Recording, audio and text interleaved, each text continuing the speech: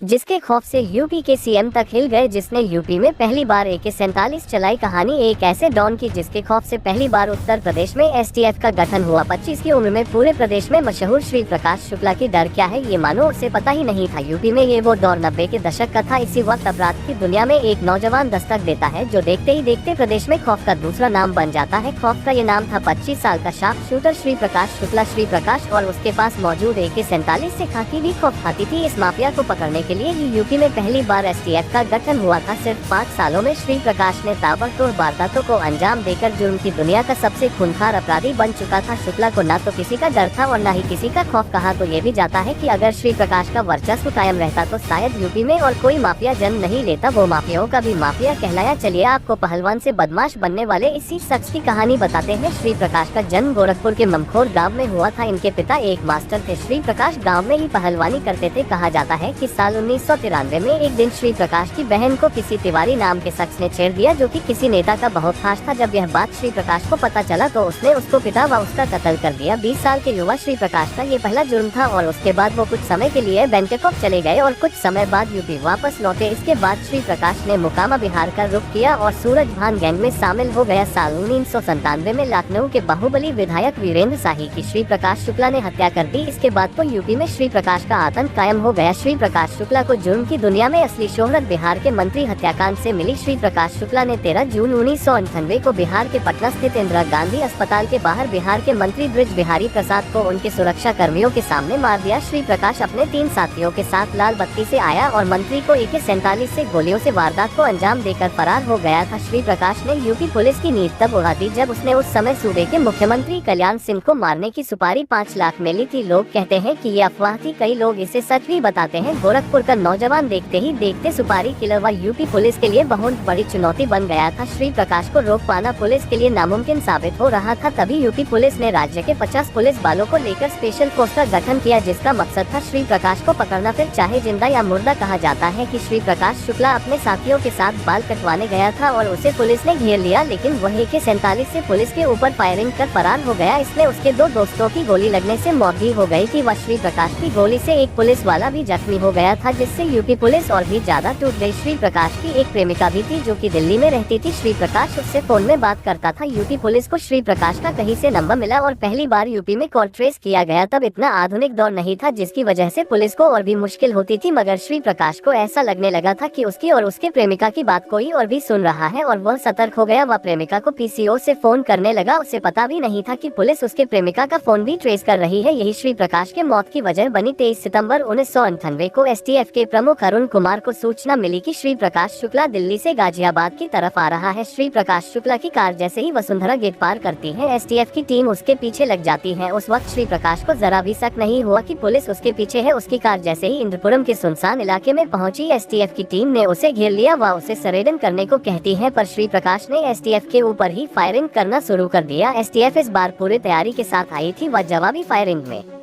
STF ने श्री प्रकाश को मार गिराया। इस तरह जुर्म के दुनिया के इस बादशाह की कहानी खत्म हो गई। श्री प्रकाश के मौत के बाद जांच में पता चला कि यूपी के कई नेता व आला अधिकारियों से श्री प्रकाश की दोस्ती थी। कई पुलिस वाले उसके लिए खबरी का काम करते थे। कई नेता व मंत्री उसके सहयोगी थे। माफिया डॉन श्री प्रकाश हर वक्त अपने पास AK-47 रखता था। श्री प्रकाश के ऊपर कई वेब सीरीज व पिक्चर भी बनी। एक रिपोर्ट के मुताबिक श्री प्रकाश के खात्मे के लिए पुलिस ने जो अभियान चलाया उसमें 1 करोड़ रुपए उस समय खर्च हुए थे। श्री प्रकाश की मौत के बाद भले ही उसका खौफ खत्म हो गया, लेकिन जुर्म की दुनिया में आज भी उसके चर्चे होते हैं।